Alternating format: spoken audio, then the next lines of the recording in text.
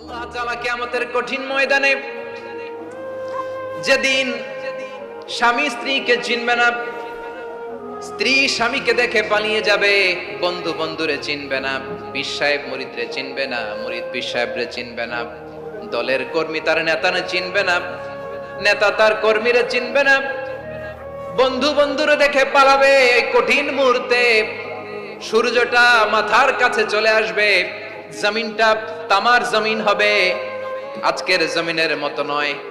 মানুষ ঘর্মাক্ত, ক্লান্ত, শ্রান্ত মাথার মগজগুলো কানের ছিদ্র আর নাকের ছিদ্র দিয়ে বেয়ে বেয়ে পড়বে।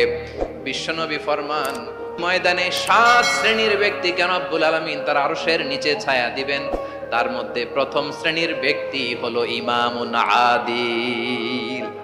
ইমামুন আদিল, ন্যায়পরায়ণ শাসক, যে ইনসাফের সাথে বিচার করে, যে জাস্টিস সমাজে সার্ভ করে, যে সুশাসন নিশ্চিত করে, ওই ইমামুন আদিল। আদিল শব্দটা বুঝছেন না? ইন্নাল্লাহা ইয়া'মুরু বিল আদল, পাইছেন? আদিল। 7 শ্রেণীর ব্যক্তিকে আল্লাহ তাআলা সুশীতল আরশের নিচে ছায়া দিবেন, যেদিন তার দেয়া ছায়া ছাড়া কোনো ছায়া থাকবে না। এর প্রথম হচ্ছে ইমামুন আদিল, ন্যায়পরায়ণ শাসক। চিল্লায় বলেন সুবহানাল্লাহ। আবার বিশ্বনবী বললেন, ইন্নাল মুকসিতিনা ইনদাল্লাহি আলা মানাবিরা মিন নূর আন ইয়ামিনির রহমান। কিয়ামতের দিন যারা ন্যায়পরায়ণ হিসেবে আল্লাহর সামনে দাঁড়াবে, কিয়ামতের দিন রব্বুল আলামিন তার আরশের ডান দিকে ওই ন্যায়পরায়ণ লোকদের জন্য আরশের ডান দিকে একটা নূরের মিম্বারে তাদেরকে বসার সুযোগ করে দিবে। আল্লাহর আরশের ডান দিকে ন্যায়পরায়ণ লোকদের জন্য আল্লাহ তাআলা নূরের মিম্বার বানাবে। 4টে কেন কথা মনে করেছেন? আল আদাল, জাস্টিস। ইন্নাল্লাহা ইয়া'মুরু বিল আদল। আল্লাহ তাআলা এই আদালতের নির্দেশনা দেন, সুবিচার, সুশাসন। প্রিয় ভাইরা, এটা আমরা বাংলাদেশে চাই কি চাই না? এই যে অরাজকতা, এই যে অন্যায়, এই যে জুলুম, এই যে ইনকনসিস্টেন্সি, সমাজের অসঙ্গতির প্রধান কারণ জাস্টিস নাই, সুবিচার নাই, সুশাসন নাই। শেষবারের মতো আওয়াজ করে বলেন তো, আমরা বাংলাদেশে আদল চাই কি চাই না? তাহলে প্রথম নির্দেশনা শেষ, আল্লাহ তাআলা তোমাদেরকে আদলের আদেশ দেন। এরপরে আল্লাহ বললেন, আমি তোমাদেরকে ইহসানের আদেশ দেই। ইন্নাল্লাহা ইয়া'মুরু বিল আদলি ওয়াল ইহসান। আমি তোমাদেরকে যেমনি আদলের নির্দেশনা দেই, তেমনি ভাবে তোমাদেরকে ইহসানের নির্দেশনা দেই। ইহসান, আওয়াজ করে সবাই বলেন তো ইহসান। সবাই বলেননি, সবাই বললে এতটুকু আওয়াজ হবে আমি বিশ্বাস করি না। আওয়াজ করে বলুন আল ইহসান। ইহসান মানে কারো প্রতি সফট হার্টেড হওয়া, মহানুভব হওয়া, অনুগ্রহ পরায়ণ হওয়া, অনুগ্রহশীল হওয়া, একে অপরের প্রতি দয়াদ্র হওয়া। একে অপরের প্রতি দয়াদ্র, অনুগ্রহশীল হওয়া ছাড়া মানবিক সমাজ কশিনকালেও গঠন করা সম্ভব না। প্রিয় ভাইরা, সুন্দর আচরণ দিয়ে, ইহসান দিয়ে যা জয় করা যায়, নরম আচরণ দিয়ে যেটা অর্জন করা যায়, কঠোরতা দিয়ে সেটা পারা যায় না। বিষ্ণু ঈসা ইসলাম ইহসান দিয়ে, কোমল আচরণ দিয়ে, তার অনুগ্রহ দিয়ে তিনি অনেক কাফিরের হৃদয়কে জয় করে ফেলেছেন। সাইয়েদনা সুমামা ইবনে উসাল রাদিয়াল্লাহু তাআলা আনহুর কথা মনে পড়ে যায়। তিনি ছিলেন ইয়ামামার বাদশা। মদিনাতে বিশ্বনবীকে হত্যা করার নিয়তে এসেছিলেন, গোপনে গোপনে বিশ্বনবীকে হত্যা করে আবার ইয়ামামাতে তিনি ফিরে যাবেন। কিন্তু কি অবাক করা কাণ্ড, হত্যা করতে পারে নাই, সাহাবাদের হাতে তিনি ধরা পড়ে গেলেন। সাইয়েদনা সুমামা ইবনে উসাল রাদিয়াল্লাহু তাআলা আনহু হত্যার নিয়তে আসলেন, কিন্তু হত্যা করতে পারলেন না। সাহাবারা ওনাকে ধরে ফেললেন, ধরে মসজিদে নববীর পিলারের মধ্যে বেঁধে রাখলেন। সুমামা ইবনে উসাল, সিরাত থেকে শুনেন, সিরাত থেকে শোনাচ্ছি। রাদিয়াল্লাহু তাআলা আনহু ইয়ামামার অধিপতি ছিলেন। ইয়ামামা বিশ্বনবীকে হত্যার জন্য আসছেন, ধরা পড়ে গেছেন, এখন মসজিদে নববীতে বেঁধে রাখছে, তার মানে বন্দী। এখন স্ট্যাটাস কি? বন্দী, ক্যাপটিভ। বিষ্ণু ঈসা ইসলাম সাহাবাদেরকে বললেন, তার খোঁজ খবর নিও, সুমামা ইবনে উসালের খোঁজ খবর নিও।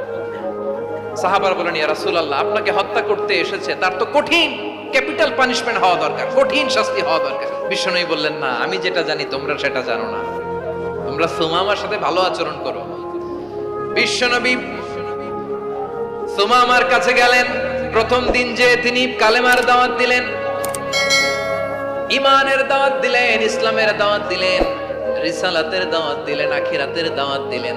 পরের দিন যে বিশ্বনবী সালাতের দাওয়াত দিলেন, যাকাতের দাওয়াত দিলেন, ইসলাম কি, কিভাবে, কেমন করে পালন করতে হয় চমৎকার আর্টিকুলেট করতে শুরু করলেন।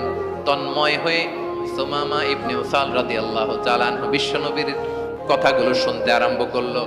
একদিন নয়, দুই দিন নয়, টানা 3 দিন বিশ্বনবী সুমামার কাছে ইসলামকে প্রেজেন্ট করেছেন, উপস্থাপন করেছেন। আওয়াজ করে বলেন, কয় দিন? 3 দিন। 3 দিন মসজিদে নববীতে বাধা। আর সাহাবীদেরকে বললেন, তার খোঁজ খবর নিও, তোমরা যে রুটি বানাও এর মধ্যে সবচেয়ে ভালো আটার রুটিটা তারে দিও, সবচেয়ে রিফাইন্ড খেজুর, যেটা পিওর খেজুর, এটা তারে দিও। আর বিশ্বনবী নিজের উট থেকে দুধ দহন করে ওনার বাড়ির এক কর্মচারীকে বলেছেন, দুধ দহন করে সুমামার জন্য নিয়ে যেও। সুবহানাল্লাহ পড়বেন না? সবাই তো অবাক, ইয়ামামা থেকে আসছে নবীকে হত্যা করতে, বিশ্বনবী দেখে তারে জামাই আদর করে, তাকে মজার মজার খাবার দিও, দুধ দিও, আদর আপ্যায়ন করো। একদিন নয়, 2 দিন নয়, টানা 3 দিন বিশ্বনবী এভাবে সুমামার কাছে যেয়ে ইসলামকে প্রেজেন্ট করতে আরম্ভ করলেন, ইসলামকে উপস্থাপন করতে শুরু করলেন।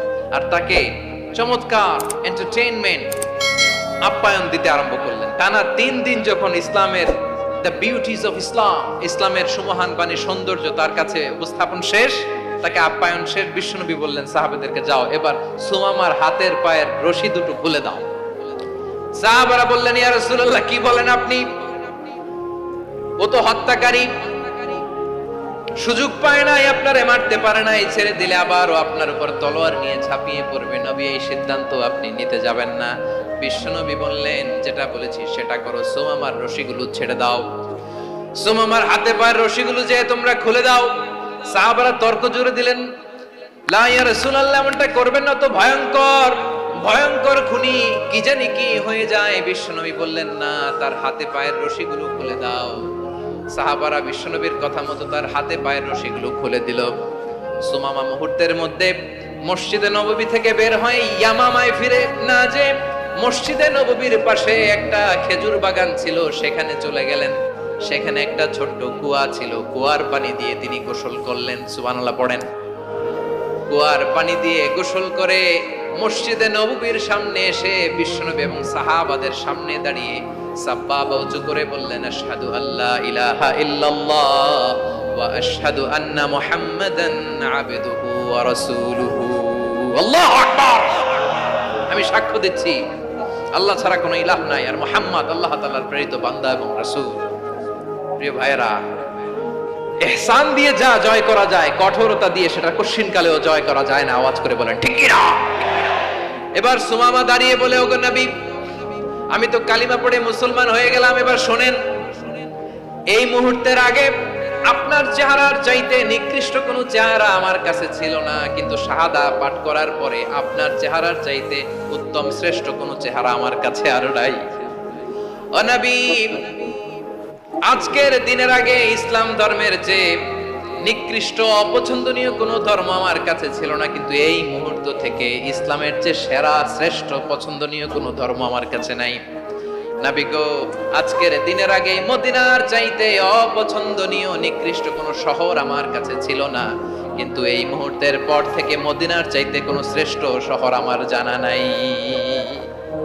সে ছিল গমের বড় ডিলার, গম বেচতো। কি বেচতো? তার গম কিনে মক্কার লোকেরা রুটি খাইতো। সে ঘোষণা দিল, আজকে থেকে মক্কাবাসীদের জন্য সব গম আমি হারাম করে দিলাম, মক্কাবাসী এখন না খেয়ে মরে। সুবহানাল্লাহ পড়বেন না? মক্কাবাসী বিশ্বনবীর কাছে আসলেন, এসে বললেন, মুহাম্মদ, আমরা তো তোমার ভাই, তোমার চাচা, তোমার ভাতিজা, তোমার আত্মীয়, তুমি সুমামারে বলো সে যেন আবার গমের সাপ্লাই মক্কার জন্য অনুমতি দিয়ে দেয়। বিশ্বনবীর অনুমতি ক্রমে সুমামা আবার মক্কাতে গম পাঠাতে শুরু করলো। পড়েন সুবহানাল্লাহ। ইহসান, ইহসান দিয়ে আপনি যেটা জয় করতে পারবেন, you can win the heart of your enemies. ইহসান দিয়ে আপনি আপনার শত্রুর হৃদয়কে জয় করতে পারবেন। আওয়াজ করে বলেন, ঠিক কি না? এজন্য আল্লাহ বললেন, ওয়া আনফিকু ফি সাবিলিল্লাহি ওয়া লা তুলকু বিআইদিকুম إلى التهلكة وأحسنوا إن الله يحب المحسنين তোমরা আল্লাহর রাস্তায় দান করবে আর নিজেরা নিজেদেরকে ধ্বংসের হাতে ঠেলে দিও না তোমরা একে অপরের প্রতি ইহসান করবে কারণ ইহসানকারীদেরকে আল্লাহ বড় ভালোবাসেন সুবহানাল্লাহ পড়েন আবার সূরা রহমানে আল্লাহ বললেন হাল জাযাউল ইহসানি ইল্লাল ইহসান ফাবিআইয়ি আলা সবাই পড়েন ফাবিআইয়ি আলাই রাব্বিকুমা তুকাযযিবান ইহসানের প্রতিদান হিসেবে ইহসানি হয় বিশ্বনবী সুমামার প্রতি যেমন ইহসান করেছেন সুমামাও ঠিক তেমন ইহসান ফিরিয়ে দিয়েছে ঠিক কিনা বলেন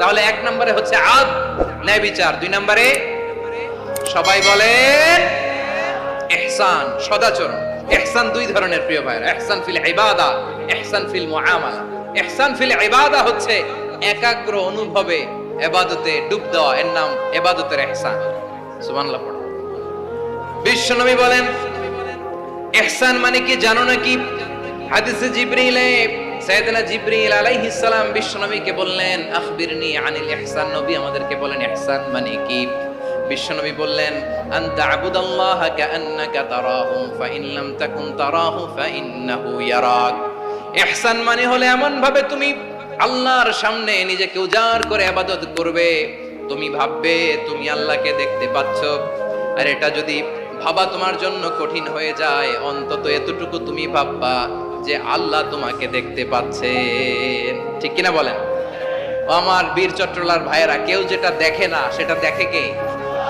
এই বিশ্বাস হৃদয়ের মধ্যে আছে নামাজে যখন দাঁড়ান এই ফিলিংসটা আনা যাবে হ্যাঁ এশার সালাত তো এখনো হয় নাই না আলোচনা শেষে এশার সালাত এখানে অনুষ্ঠিত হবে তাই না আচ্ছা বলুন তো আমরা এশার সালাত পর্যন্ত বেঁচে থাকবো এই গ্যারান্টি আছে কার কার হাত তোলেন কয়েকজন হাত তুলছে পেছনে না বুঝে তুলে ফেলছে এশা পর্যন্ত যে আমরা হায়াত পাবো কোনো গ্যারান্টি আছে সবাই আওয়াজ করে বলেন গ্যারান্টি আছে গ্যারান্টি নাই এজন্য বিষ্ণু ইসলাম বলেছে এমন ভাবে নামাজে দাঁড়াও ইবাদত করো মনে করো হতে পারে এটাই আমার জীবনের শেষ নামাজ পারফর্ম দ্য সালাহ as if this is your last and final prayer এমন ভাবে সালাতে দাঁড়াও ভাবো হতে পারে এটাই তোমার জীবনের শেষ নামাজ এমন ভাবে নামাজে দাঁড়াও ভাবো এটাই শেষ নামাজ তাহলে নামাজে একাগ্রতা বাড়ায় দিবে কে ফলে ইবাদতের ইহসান আমাদের অর্জিত হবে আর মুআমালাতে ইহসান হলো বিশ্বনবী বলেন ইন্নাল্লাহা তাবারাকা ওয়া তাআলা কাতাবাল ইহসানা আলা কুল্লি শাই ফাইদা কাতালতুম ফাআহসিনুল কিতলা ওয়া ইযা যাবাহতুম ফাআহসিনুদ যাবহা ওয়ালিয়ুহিদ্দা আহাদুকুম শাফরাতাহু ওয়ালিয়ুরিহ যাবিহাতাহু ইহসান দুই ধরনের আওয়াজ করে বলতে হবে কয় ধরনের সবাই বলুন আওয়াজ করে কয় ধরনের একটা হচ্ছে ইহসান ফিল ইবাদা ইবাদতে ইহসান ইবাদতে ইহসান কি একাগ্র অনুভব দিয়ে ইবাদত করা মন প্রাণ দিয়ে ইবাদত করা আর মুআমালাতে ইহসান কি সব কাজে দৈনন্দিন কাজে কর্মে সামাজিক অ্যাক্টিভিটিতে কোমলতা প্রদর্শন করা অনুগ্রহের সাথে সবকিছু করা আল্লাহ তাআলা ইন্নাল্লাহা তাবারাকা ওয়া তাআলা কাতাবাল ইহসান আলা কুল্লি শাই তিনি সবকিছুর ব্যাপারে ইহসানকে আবশ্যক করেছেন সবকিছু মুমিনের সব কাজে ইহসানের পরশ থাকবে ওয়া ইযা কাতালতুম ফাহসিনুল কিতলা বিষ্ণুই বলেন তুমি যখন কাউকে হত্যা করো ইহসানের সাথে করো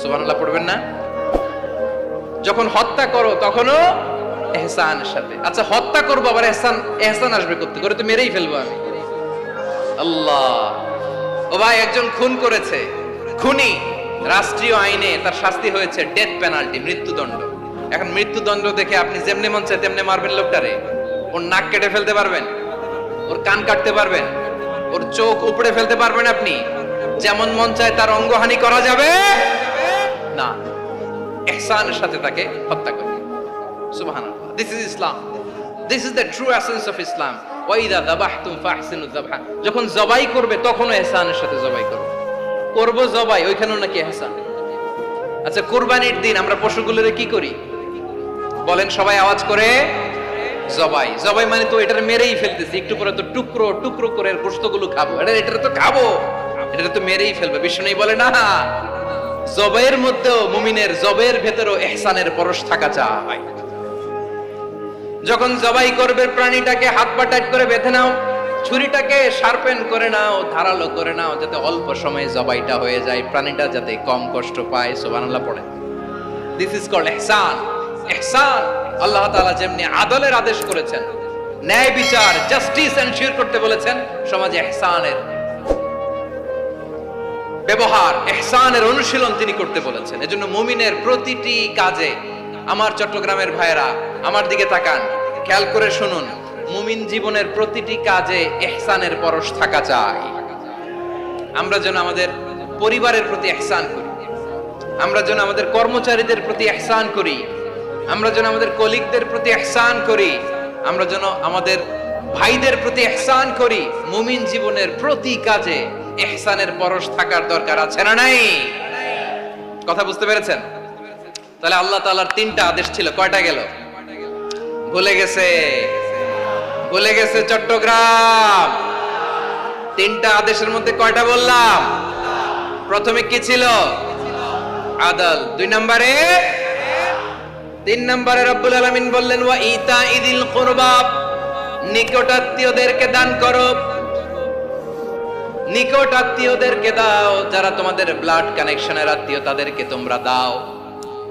এখানে জেনারেলি বললেন দাও, কি দিব সেটা তিনি এখানে বলেন নাই, সেটা তিনি সূরাতুল ইসরার মধ্যে বলেছেন। আল্লাহ বলেন ওয়া আতিদাল কুরবা হাক্কা, নিকট আত্মীয়দেরকে তাদের অধিকার, তাদের প্রাপ্য তোমরা বুঝিয়ে দাও। দেখেন, একটা শান্তির সমাজ, একটা সমৃদ্ধ সমাজ, একটা মানবিক সমাজ গঠনের জন্য আল্লাহ তাআলা বেশি না, মাত্র 3টা অর্ডার, 3টা ভার্ডিক্ট তিনি জারি করেছেন। 1 নাম্বার সুশাসন, ন্যায় বিচার। 2 নাম্বার ইহসান। 3 নাম্বার নিকটাত্মীয়, যারা কাছের, তোমার ভেরি ক্লোজ রিলেশনশিপে আছে, তাদেরকে দাও। দাও, দিলে বাড়িয়ে দেয় কে? অনেকে দিতে চায় না, কৃপণতা করে। দিলে বাড়ায় দেয় কে? ও মিয়া, মদিনার মধ্যে সবচাইতে গরিব সাহাবী ছিল বেলাল রাদিয়াল্লাহু তাআলা আনহু।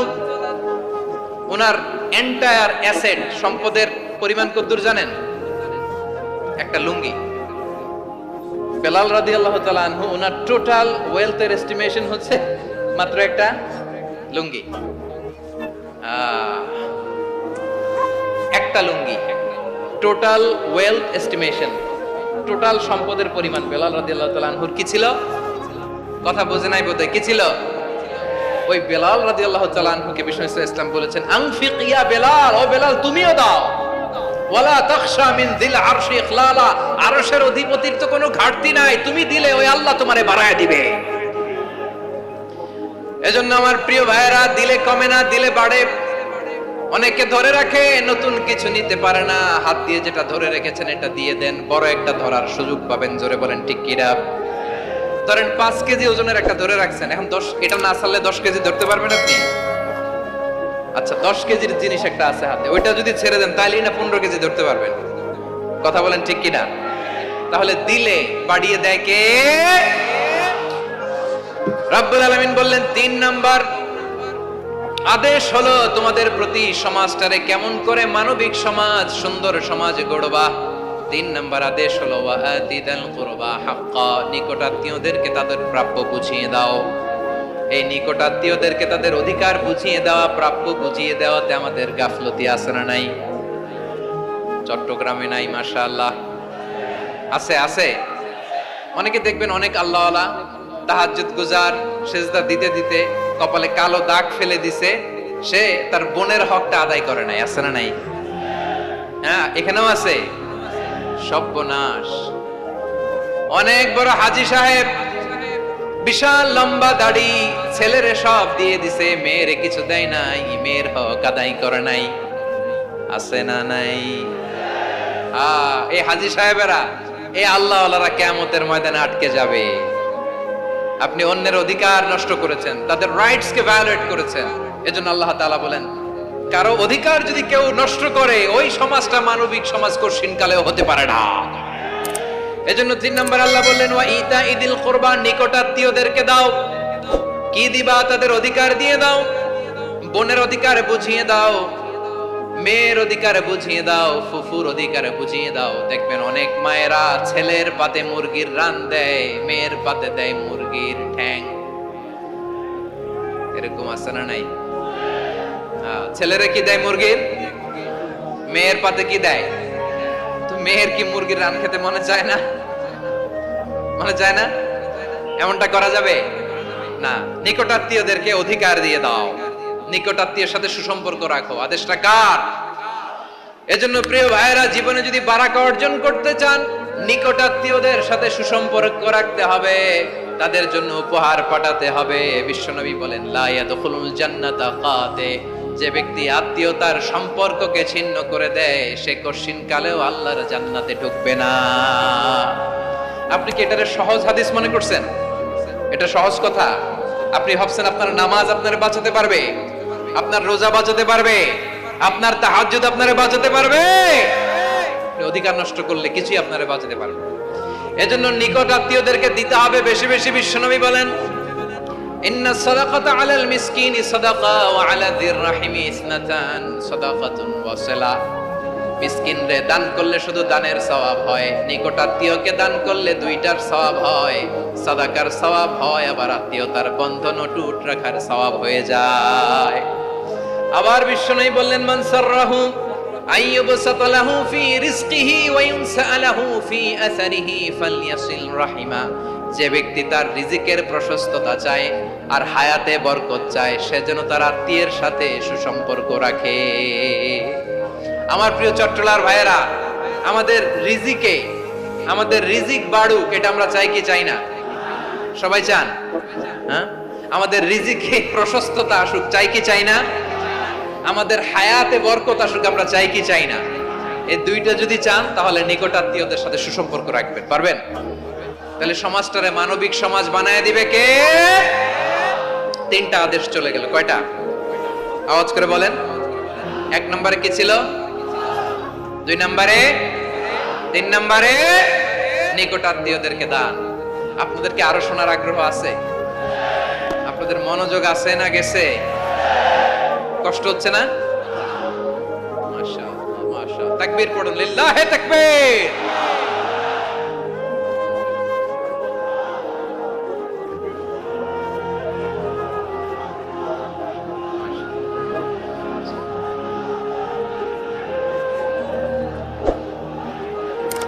আমার প্রিয় ভাইয়েরা,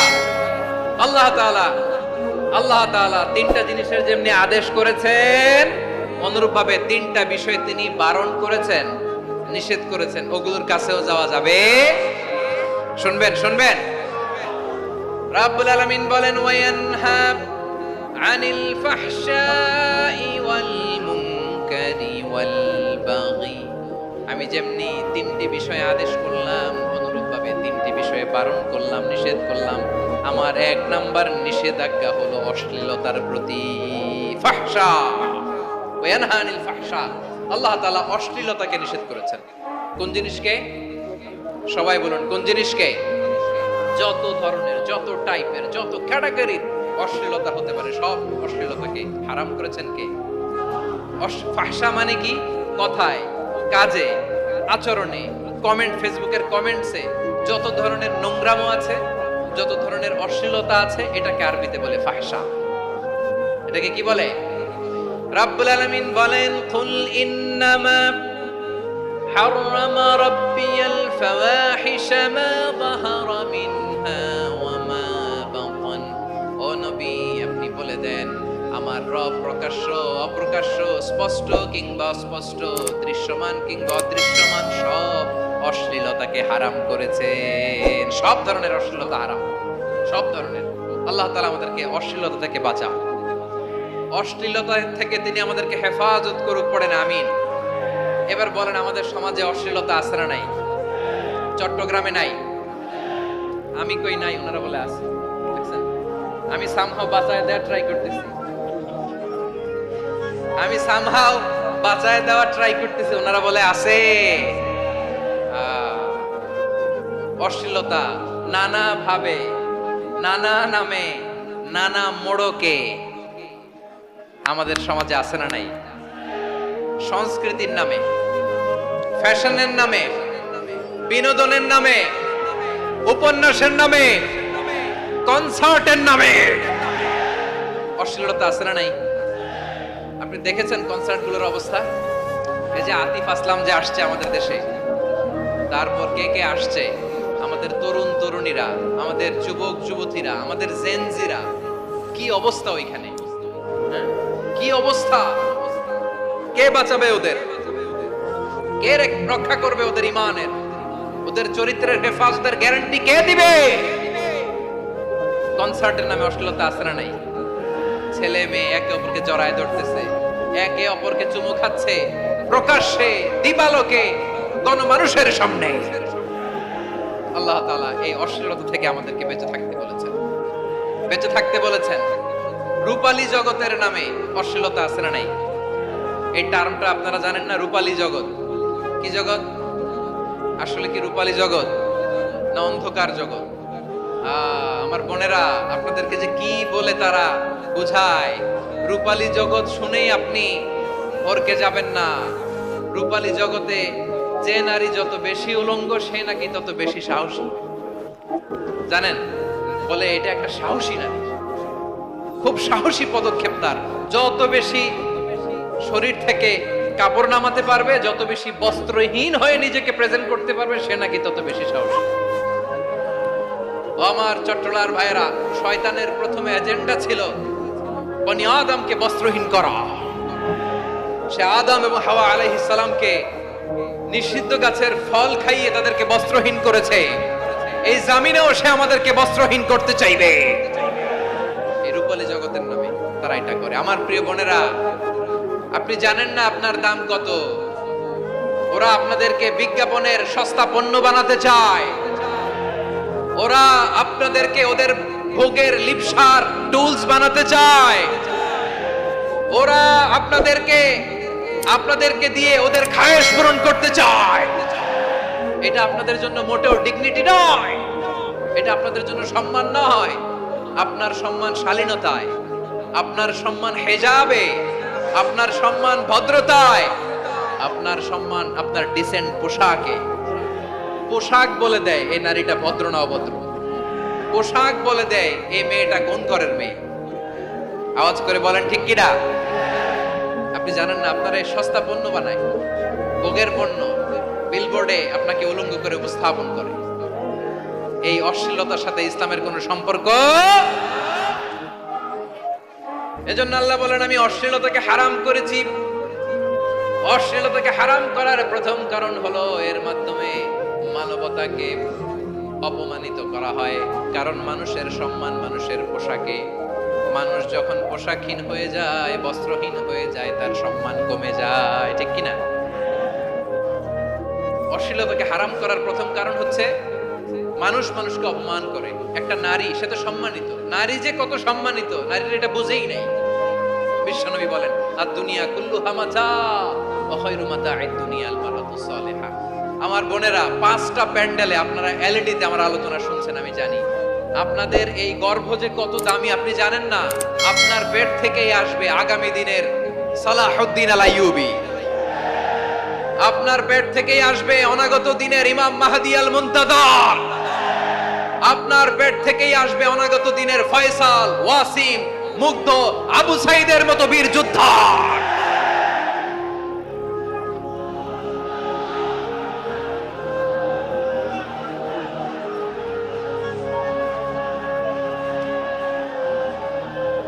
আমার প্রিয় বোনেরা, আমার প্রিয় বোনেরা, বিশ্বনবীর কথার ওজন খেয়াল করেন। আদ-দুনিয়া কুল্লুহা মাতা ওয়া খায়রু মাতা'আদ দুনিয়াল মারআতুস সালিহা। দুনিয়ার সবকিছুই অ্যাসেট, এর মধ্যে সবচেয়ে দামি অ্যাসেট নেককার নারী। আপনার গর্ভ যে কত দামি আপনি জানেন না। নিজের সময়টাকে কাজে লাগান, কোরআন পড়েন, সুন্নাহ পড়েন। আপনার অনেক দায়িত্ব ঘরে। You are the MD of your family. একটা family it's a very big institution. পরিবার একটা অনেক বড় প্রতিষ্ঠান। and you are the MD of your institution. আপনি এই পরিবারের MD, managing director of your family. এখানে আপনার কত দায়িত্ব। আপনি ছেলেমেয়েদেরকে তারবিয়া করবেন।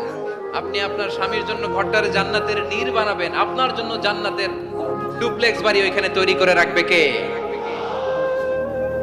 আপনি যে কত দামি আপনি জানেন না। নারীদেরকে আল্লাহ বানিয়েছেন উচ্চতর করে, নিম্নতর নয়। নারীদেরকে ছোট্ট জিনিস দিলে এটারে বড় করে দেয়। নারীদেরকে ভ্রূণ দিলে, শুক্রাণু দিলে নারী এটারে বাচ্চা হিসেবে উপহার দেয়, ঠিক কিনা? বিয়ের মাধ্যমে স্বামী যখন তার শুক্রাণু তার স্ত্রীকে উপহার দেয়, স্ত্রী রিটার্নে কি উপহার দেয়? ফুল ফর্ম বেবি, মানব সন্তান। দেখছেন, আপনি দিলেন একটু, গুণী দিছে বিশাল। আপনি যদি নারীকে বাজার এনে দেন, নারী এটাকে সুস্বাদু খাবারে রূপান্তর করে দেয়। আপনি তাকে একটা মুচকি হাসি দিয়ে দেন, সে তার কলিজা দিয়ে দেয়। কিন্তু যদি আপনি তার মনে কষ্ট দেন, সে আপনার জীবনকে জাহান্নাম বানাইয়া দেয়। খবর আছে, নারীর মন বুঝতে পারলে নেয়ামত, বুঝতে না পারলে কিয়ামত, ঠিক কিনা বলে? কত দামি আপনি জানেন না, জানেন না আপনি কত দামি, অনেক দামি আপনি। আপনাদেরকে যেন ভোগের সস্তা পণ্য বানাতে না পারে, আপনাদেরকে সচেতন থাকতে হবে, সজাগ থাকতে হবে, কনসার্ন থাকতে হবে। শয়তানের ওই হাতছানির দিকে আর নজর দেওয়া যাবে না। তাহলে কেন আল্লাহ তাআলা এই ফাহশা অশ্লীলতাকে হারাম করলেন? এক নাম্বার, এতে হিউম্যান ডিগনিটি কমে। দুই নাম্বার, এতে মানুষের অধিকার নষ্ট হয়। আপনি বিয়ে করেছেন, এরে পরকিয়া করেন, ওর সাথে এরকম আছে না নাই? স্ত্রীর অধিকার নষ্ট করেছেন। আপনি বিবাহ সম্পর্কে আবদ্ধ হয়েছেন তার সাথে, আপনি পরকিয়া করেন ওই ছেলের সাথে, আপনি আপনার হাজবেন্ডের সাথে বিট্রে করেছেন। এজন্য আল্লাহ অশ্লীলতাকে হারাম করেছেন। অশ্লীলতাকে হারাম করার আরেকটা কারণ হচ্ছে আল্লাহ তাআলা এই হিউম্যান জেনারেশনকে এটাকে প্রিজার্ভ করতে চায়। হিফজুন নাসল, এটা মাকাসিদুশ শরিয়ার অনেক গুরুত্বপূর্ণ একটা মাকাসিদ, অনেক গুরুত্বপূর্ণ। আপনার নাসল, আপনার জেনারেশনকে সংরক্ষণ করা। এই যে আসতেছে ফেব্রুয়ারি, কত ফেব্রুয়ারি জানো? এটা কি বিশ্ব ভালোবাসা দিবস? হ্যাঁ, কি দিবস? এই বিশ্ব ভালোবাসা দিবসের সাথে মুসলমানদের কোনো সম্পর্ক নাই। আমার প্রিয় ভাইরা, এই যে আপনি অবৈধ সম্পর্কে জড়ালেন, কেন আল্লাহ অশ্লীলতাকে হারাম করেছে? দেখেন, বলতেছিলাম যে এটা আপনার নাসাল, আপনার জেনারেশন, আপনার লিনিয়েজ, আপনার বংশকে প্রিজার্ভ করা। কে কার বাবা, কে কার মা, বাবা মা জানা, প্রজন্মকে প্রিজার্ভ করা, এটা ইসলাম ওয়াজিব করে দিয়েছে। এই যে অবৈধ সম্পর্কের কারণে, বিশ্ব বেহায়া দিবসের কারণে, এগুলোর আউটকাম, আউটপুট হিসেবে মাঝে মাঝে এই ঢাকা মেডিকেলের ডাস্টবিনে নবজাতকের বাচ্চার কান্নার আওয়াজ শুনতে পাওয়া যায়। চট্টগ্রাম মেডিকেলের ডাস্টবিনে নবজাতকের কান্না শুনতে পাওয়া যায়। বীর চট্টলার মুসলমানেরা বুঝতে পারলে আওয়াজ করে বলেন, এই যে চট্টগ্রাম মেডিকেলে যে নবজাতকটা পাওয়া গেল, ওর বাবাকে আমাকে বলেন, ওর বাবাকে, ওর মাকে, ও কোন ফ্যামিলির সন্তান কেউ জানে? আপনি হিউম্যান ডিগনিটিকে অপমান করেছেন না? আপনি তার ভবিষ্যৎকে অন্ধকার করেছেন না? আপনি তার লিনিয়েজকে প্রশ্নবিদ্ধ করে দিয়েছেন না? এই জন্য আল্লাহ তাআলা অশ্লীলতাকে আমাদের জন্য হারাম করে দিয়েছেন। পড়েন সুবহানাল্লাহ। এই জন্য রাব্বুল আলামিন বলেন, কুল ইন্নামা হারামা রাব্বিয়াল ফাওয়াহিশা মা যাহারা মিনহা ওয়া মা বাতান। প্রকাশ্য অপ্রকাশ্য সব অশ্লীলতাকে হারাম ঘোষণা করে দিয়েছে কে? আবার দুনিয়ার বুকে যারা অশ্লীলতার প্রসার করে তাদের জন্য শাস্তি মজুদ রেখেছে কে? রাব্বুল আলামিন বলেন, ইন্নাল্লাযীনা ইউহিব্বুনা আন তাশিআল ফাহিশাতু ফিল্লাযীনা আমানু লাহুম আযাবুন আলীমুন ফিদ দুনিয়া ওয়াল আখিরাতি ওয়াল্লাহু ইয়া'লামু ওয়া আনতুম লা তা'লামুন। নিশ্চয়ই যারা বিশ্বাসীদের মাঝে অশ্লীলতার প্রচার প্রসার করতে চায় তাদের জন্য আমি মর্মন্তুদ শাস্তি প্রস্তুত করে রেখেছি। দুনিয়াতেও রেখেছি, আখিরাতেও রেখেছি। ঘোষণাটা কার? যারা এই নাটকের নামে, সিনেমার নামে, রূপালী জগতের নামে, মুভির নামে, ওটিটি প্ল্যাটফর্মের নামে আমার সমাজে অশ্লীলতা ছড়াতে চায়, তাদের জন্য কঠিন মর্মন্তুদ শাস্তি মজুদ রেখে দিয়েছে কে? আমার বোনেরা, এখনো আপনি জাগবেন না? এখনো আপনার চিন্তার দুয়ারে এখনো নাড়া পড়ে নাই? ওরা আপনাকে উলঙ্গ বানাতে চায়, ওরা আপনাকে আইটেম গার্ল বানাতে চায়। এজন্য ইসলাম আসলে তাকে হারাম করেছে। হারাম। ইসলাম বলেছে যোজন যোজন দূরে থাকো, ওরা বলে না কাছে আসো, কাছে আসার গল্প, ক্লোজ আপ ওয়ান, কাছে আসার গল্প আছে না নাই? চট্টগ্রামে তো এগুলো নাই মাশাআল্লাহ। হ্যাঁ, এখানেও আছে ক্লোজ আপ ওয়ান, কাছে আসার গল্প। আল্লাহ বলেন ওয়ালা তাকরাবুজ জিনা, কাছেও এসো না, জিনা থেকে যোজন যোজন কিলো দূরে থাকো, ওরা বলে কাছে আসার গল্প। আমার বীর চট্টলার ভাইয়েরা, কাছে আসতে হলে আমরা কোরআনের কাছে আসব, কাছে আসতে হলে নবীর কাছে আসব, কাছে আসার গল্প হবে আমার রবের কাছে আসার গল্প। চিল্লায় বলো ঠিক কিনা?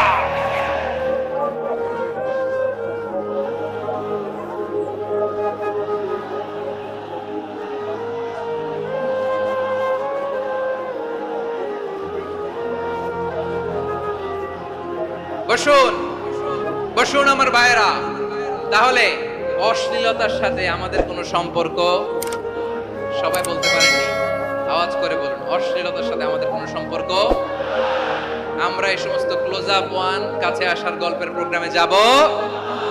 আমরা কোন ধরনের অশ্লীল কন্টেন্ট সোশ্যাল মিডিয়ায়, টিভিতে দেখব?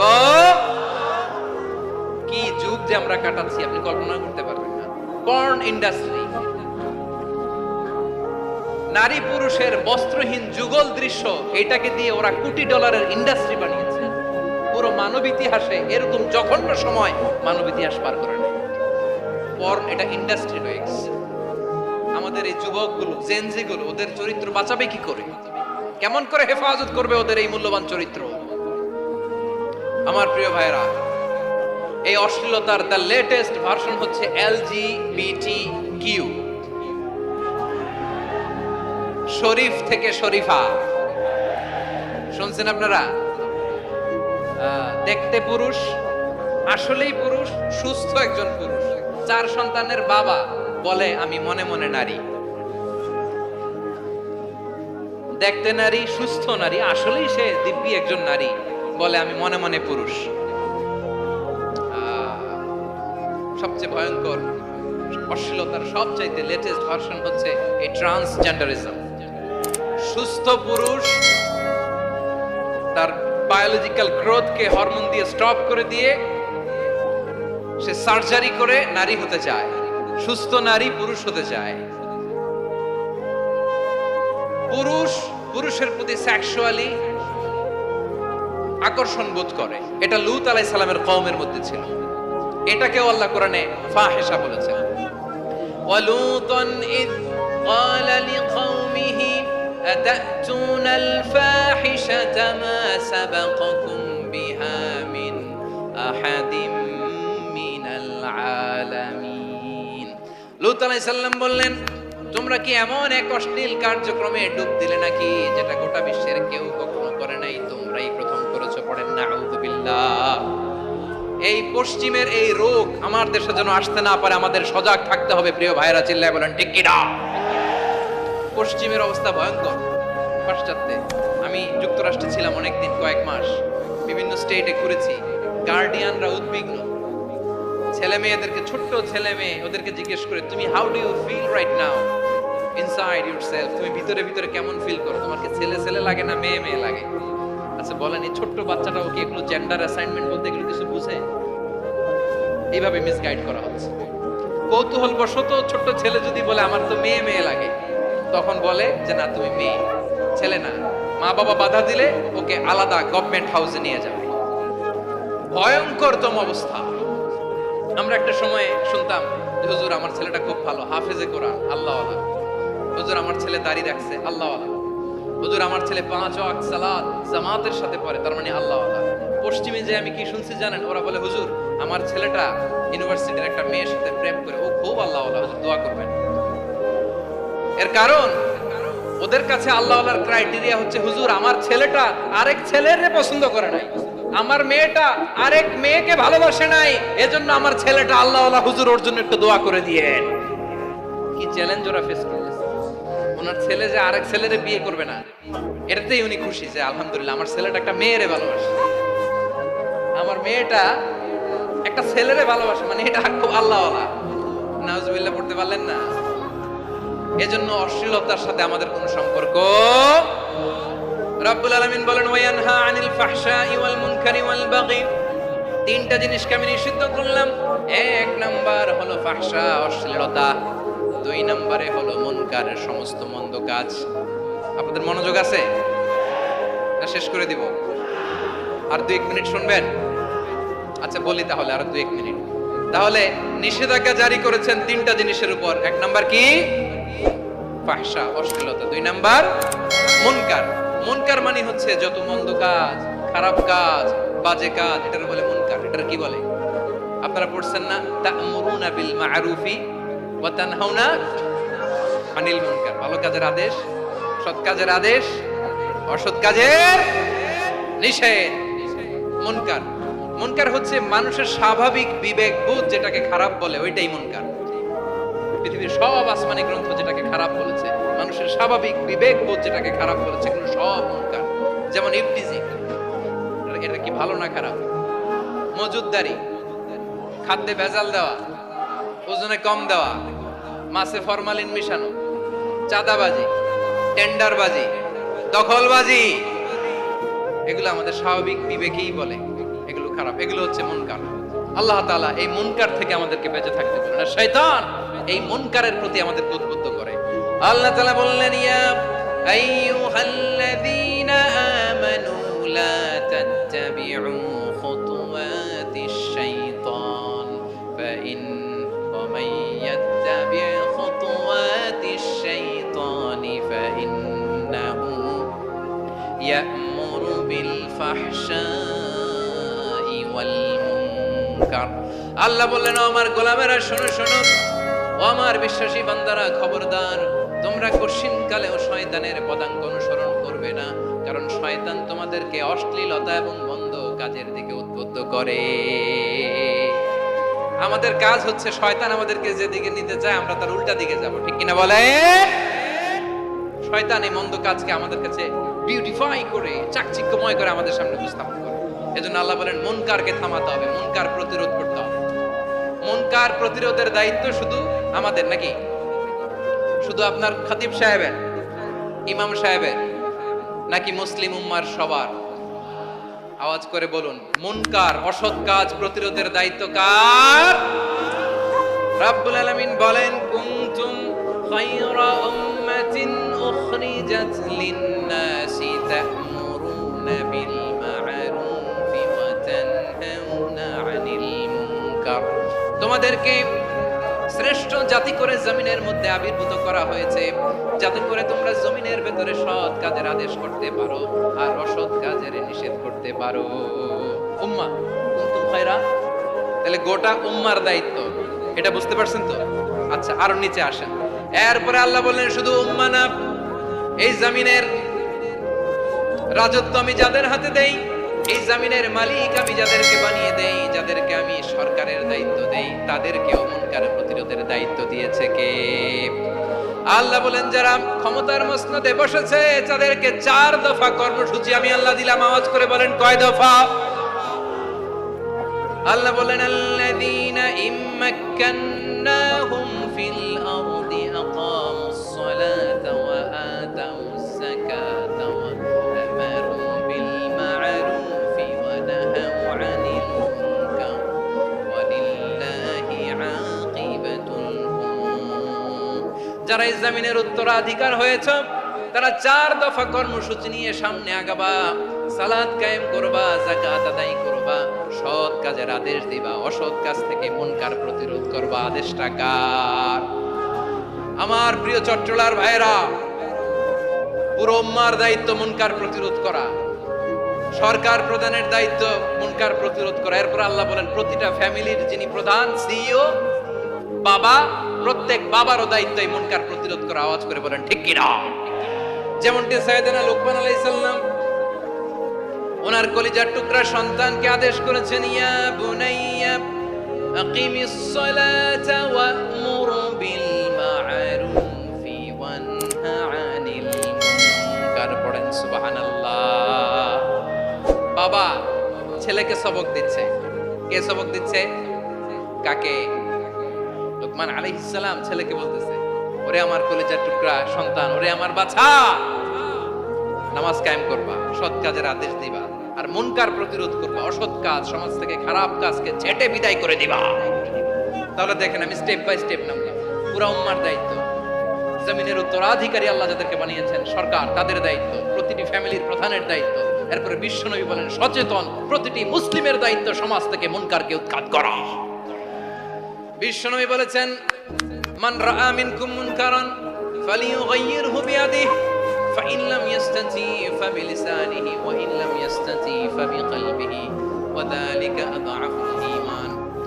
সমাজে যে মুনকার দেখবে, খারাপ কাজ দেখবে, সেজন্য হাত দিয়ে সেটাকে থামায়। কি দিয়ে? আপনাদের তো হাত নাই না? হাত আছে, হাত আছে। ওরা যেই হাত দিয়ে অন্যায় করে ওইটা প্রতিরোধের জন্য আমাদেরও হাত আছে না নাই?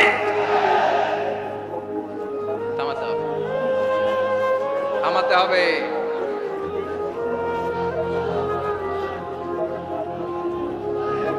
বসুন আমার প্রিয় ভাইয়েরা, ওরা ওদের যেই হাত দিয়ে টেন্ডারবাজি করে, চাঁদাবাজি করে, ইফটিজিং করে, দখলবাজি করে, যেই হাত দিয়ে, ওই মুনকার থামায় দেওয়ার জন্য আল্লাহর দেয়া আমাদেরও দুটি হাত আছে না নাই?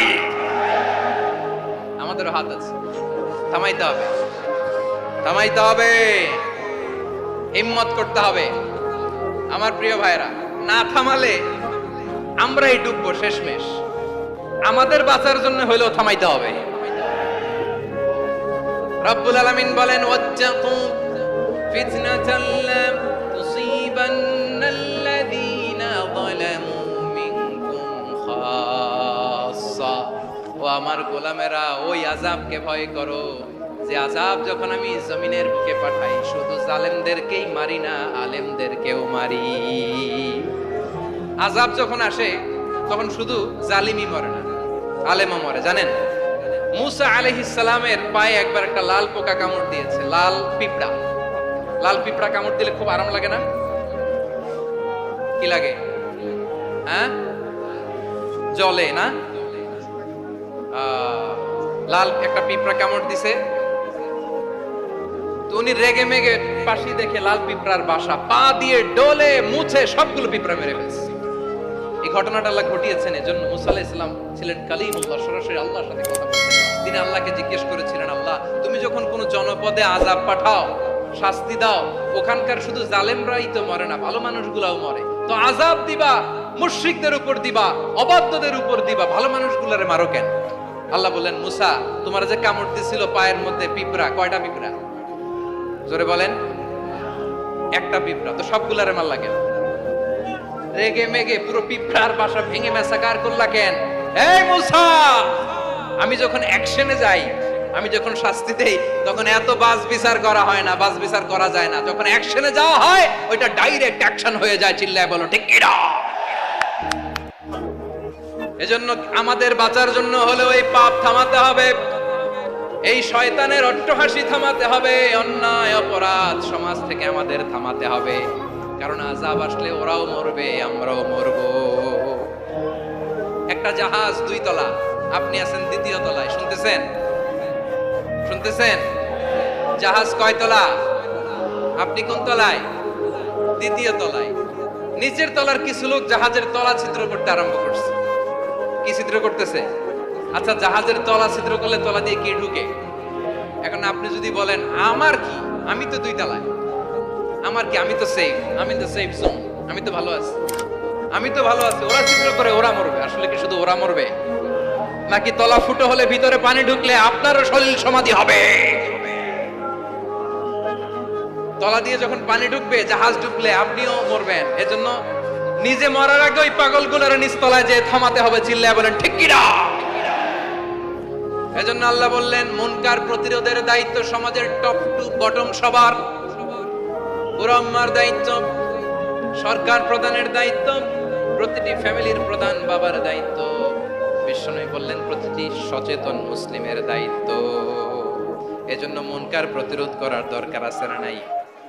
সমাজে এই যে ইফটিজিং হয়, আপনার বোনের বয়সী একটা মেয়েকে কিছু বখাটে টিটকারি করে, এই বলে সেই বলে, নোংরা কথা বলে, রাস্তায় দেখেও আপনি পাশ দিয়ে না দেখার মতো চলে যান কেন? আপনি দাঁড়ান না কেন? আপনি দাঁড়ালেই তো থেমে যাবে, কারণ সত্যের যে শক্তি তার সামনে মিথ্যা মুখ থুবড়ে পড়ে। আপনার সামনেও কিছুই না, নাথিং। আপনি দাঁড়ান, ওকে প্রশ্ন করেন যে আমার বোনকে তুমি ডিস্টার্ব করো কেন? আপনাকে দেখে আরো 5 জন দাঁড়াবে, 5 জনকে দেখে আরো 10 জন দাঁড়াবে। আমাদের নীরবতা আর আমাদের নিশ্চুপ থাকাই জালিমদেরকে আরো শক্তিশালী জালিম বানিয়েছে। এজন্য মুনকার প্রতিরোধের দায়িত্ব আমাদের সবার। টেন্ডারবাজি, চাঁদাবাজি, দুর্নীতি, অপরাধ, দখলদারিত্ব, মজুদদারি, এগুলো সব কিছু একসাথে প্রতিরোধ করতে হবে, ঠিক কিনা বলেন? একটা মানবিক সমাজ যদি চাই, প্রতিরোধ করতে হবে। প্রিয় ভাইয়েরা, আল্লাহর শপথ নিয়ে বলি, এই নাসিহাতগুলো সবার জন্য, সব দলের জন্য, সব মতের মানুষের জন্য।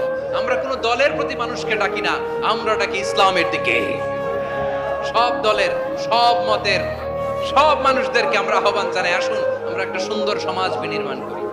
এই যে নতুন বাংলাদেশের এক সুযোগ এসেছে, আর জীবনে হয়তো আসবে না, সামনের 100 বছর এই সময় আসবে না। আসুন দেশটাকে আমরা সাজাই, আসুন আমরা দুর্নীতি বন্ধ করি, আসুন আমরা চাঁদাবাজি বন্ধ করি, আসুন আমরা দখলদারিত্ব বন্ধ করি, আসুন আমরা এক দল আরেক দলকে নিশ্চিহ্ন করার যে রাজনীতি, এটা বন্ধ করি। সব দলের প্রতি আমার আহ্বান।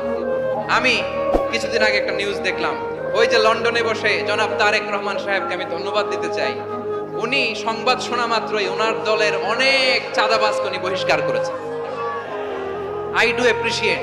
প্রতিটি দলের এরকম ইনিশিয়েটিভ নেওয়ার দরকার আছে না নাই? যে কোনো দলে এই প্র্যাকটিসটা থাকার দরকার আছে না নাই?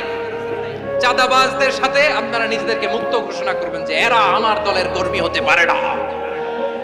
আমরা চাঁদাবাজ মুক্ত বাংলাদেশ চাই, জুলুম মুক্ত বাংলাদেশ চাই, ফ্যাসিজম মুক্ত বাংলাদেশ চাই, গুণ খুন খারাপি মুক্ত বাংলাদেশ চাই।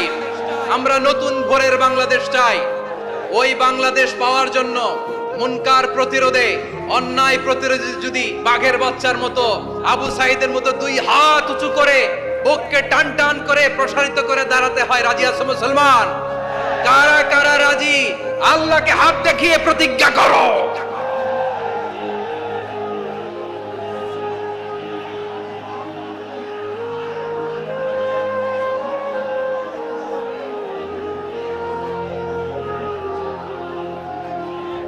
আমার প্রিয় ভাইয়েরা, বসুন বসুন আমার ভাইয়েরা।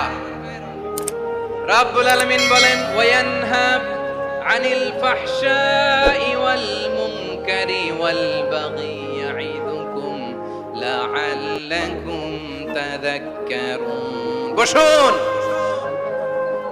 আল্লাহ বললেন, আমি অশ্লীলতাকে নিষেধ করি, আমি সব ধরনের মন্দ কাজকে নিষিদ্ধ করি, সব শেষে আমি সীমা লঙ্ঘনকে তোমাদের জন্য নিষিদ্ধ করি। আলোচনা মনে আছে তো, না ভুলে গেছেন?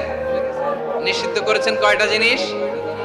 1 নম্বরে অশ্লীলতা, 2 নম্বরে মুনকার তথা সব মন্দ কাজ, 3 নম্বরে আল বাগি, সীমা লঙ্ঘন, ক্রসিং দ্য লিমিট। সীমা লঙ্ঘন করা ভালো না। We all should know our limits. চিল্লায় বলেন ঠিক কিনা? একই আয়াতে আল্লাহ বললেন, কুল ইন্নামা হাররামা রাব্বিয়াল ফাওয়াহিশা মা যাহারা মিনহা ওয়া মা বাতানা ওয়াল ইসমা ওয়াল বাগিয়া বিগাইরিল হক। অন্যায় ভাবে যে অবাধ্য হয়, যে সীমা লঙ্ঘন করে, তাদেরকেও আমি এটা হারাম করে দিলাম। সীমা লঙ্ঘন করা হারাম, সীমা লঙ্ঘন করা হারাম। আল্লাহ বারবার বারবার আমাদেরকে ওয়ার্নিং দেয়। যখন আমরা থামি না, তখন আল্লাহ ধরে, আর যখন ধরে তখন ছাড়ে না। ধরে ধরে ধরে না, ধরলে আল্লাহ। ফেরাউনকে কিন্তু হুট করে ধরে নাই, আপনারা জানেন, 9 বার ওয়ার্নিং দিয়েছে। ফেরাউনকে আল্লাহ তাআলা ওয়ার্নিং দিয়েছিল কয়বার? বীর চট্টলার বীর সেনানীরা আওয়াজ করে বলেন, ফেরাউনকে ধরার আগে ওয়ার্নিং দেওয়া হয়েছিল কয়টা? রাব্বুল আলামিন বলেন, ওয়ালাকাদ আতাইনা মূসা 9 আয়াতিন বাইয়িনাত। 9টা মুজিজা দেখিয়েছি। 1 2 3 বারবার এইভাবে রিমাইন্ডার, ওইভাবে রিমাইন্ডার, এইভাবে নসিহত, ওইভাবে দাওয়া। ফাকুলা লাহু কাওলান লাইকিনা, নরম করে বলো, সফট করে বলো, যত ওয়ে হতে পারে দাওয়া মেথডোলজি। মূসা আলাইহিস সালামের সব অ্যাপ্লাই শেষ। 10ম বারে যে আল্লাহ ধরছে, 10ম বারে যে ধরেছে। এজন্য আল্লাহ বলেন, আমি সীমা লঙ্ঘনকে পছন্দ করি না। কোরআনের অন্য আয়াতে বাগীকে বলা হয়েছে আল ইতিদা। সীমা লঙ্ঘন যারা করে তাদেরকে আল্লাহ বলেছেন মুতাদিন। وقاتلوا في سبيل الله الذين يقاتلونكم ولا تعتدوا إن الله لا يحب المعتدين আমি সীমা লঙ্ঘনকারীদেরকে কোশ্চেন কালেও পছন্দ করি না। আমরা যেন সীমা লঙ্ঘন না করি, রাজি আছেন তো? যে কোনো ক্ষেত্রে ইবাদতে যেন সীমা লঙ্ঘন না করি। অনেকে আমরা ইবাদতে সীমা লঙ্ঘন করে ফেলি। বিশ্বনবী সাল্লাল্লাহু আলাইহি ওয়াসাল্লাম যেটা শিখিয়েছেন এর বাইরে যে অতিরিক্ত বুজুর্গ হতে চায় এরকম আছে না নাই? করা যাবে না, কোনো ক্ষেত্রেই সীমা লঙ্ঘন করা যাবে, এমনকি যুদ্ধ ক্ষেত্রেও না। বিশ্বনবী সাল্লাল্লাহু আলাইহি ওয়াসাল্লাম বলেন খবরদার যুদ্ধ ক্ষেত্রেও সীমা লঙ্ঘন করো না। কি সুন্দর ইসলাম আমরা পেয়েছি। বিশ্বনবী বলেন খবরদার যুদ্ধের ময়দানে কোনো নারীর গায়ে হাত তোলো না, কোনো শিশুর গায়ে হাত তোলো না, কোনো গবাদি পশু হত্যা করো না, কোনো শস্য ক্ষেত্র ধ্বংস করো না, ইবাদতরত অন্য ধর্মের কোনো সন্ন্যাসীর গায়ে হাত তুলো না। বলেন সুবহানাল্লাহ। তাহলে আমরা সীমা লঙ্ঘন করতে পারবো? প্রিয় ভাইরা, একটা সুখী সমৃদ্ধ শান্তির সমাজ, মানবিক সমাজ যদি আমরা গঠন করতে চাই, আমাদের আল্লাহর দেয়া কয়টা আদেশ মানতে হবে বলেন দেখি? সবাই বলেন কয়টা? আর বেঁচে থাকতে হবে কয়টা জিনিস থেকে? আওয়াজ করে বলেন কয়টা? আচ্ছা, আদেশ নাম্বার 1 কি ছিল বলেন? আল্লাহর আদেশ কি? 1 নাম্বার আদাল, ন্যায় পরায়ণতা। আমরা সুবিচার, সুশাসন, ন্যায় বিচার চাই কি চাই না? 2 নম্বরে কি ছিল? মাশাআল্লাহ, আওয়াজ করে বলেন 2 নম্বরে কি ছিল? ইহসান। আমরা যেন সবার প্রতি দয়া পরবশ হই, ইহসান করি। 3 নম্বরে কি ছিল? নিকটাত্মীয়দের দান করা, তাদের অধিকার প্রাপ্য বুঝিয়ে দেওয়া। পাশাপাশি 3টা জিনিস থেকে আল্লাহ বারণ করেছেন, নিষেধ করেছেন। তার প্রথমটা ফাহশা, অশ্লীলতা। অশ্লীলতার সাথে আমাদের কোনো সম্পর্ক। আজকের এই ঐতিহাসিক চট্টগ্রামের প্যারেড ময়দান থেকে আমরা যত ধরনের মা তাহারা মিনহা মা বাতান, প্রকাশ্য অপ্রকাশ্য, দৃশ্যমান অদৃশ্যমান সব অশ্লীলতা থেকে নিজেদেরকে মুক্ত ঘোষণা করলাম। অশ্লীলতাকে আমরা না বলে দিলাম। আওয়াজ করে সবাই বলুন নো। অশ্লীলতার সাথে আমাদের কোনো সম্পর্ক। 2 নম্বর নিষেধাজ্ঞা কি ছিল? আল মুনকার, সমাজের যত মন্দ কাজ এগুলোকে আমরা প্রতিরোধ করব। রাজি আছেন তো সবাই? 3 নম্বরে আল বাগী, সীমালঙ্ঘন। কোন মুসলিম সীমালঙ্ঘন করে না, এমনকি যুদ্ধ ক্ষেত্রেও না। আওয়াজ করে বলেন ঠিক কি না? রব্বুল আলামিন শেষে বললেন ইয়াইদুকুম লাআল্লাকুম তাযাক্কারুন, আল্লাহ তোমাদেরকে উপদেশ দেন যাতে তোমরা শিক্ষা গ্রহণ করো। আমরা উপদেশ দেব, আমরা জোর করে কাউরে কিছু মানাতে চাই না। লা ইকরাহা ফিদ্দিন ওয়া যাক্কির ফাইন্না যিকরা তানফাউল মুমিনিন। উপদেশ দিলে এটা মুমিনদের কাজে দেয়।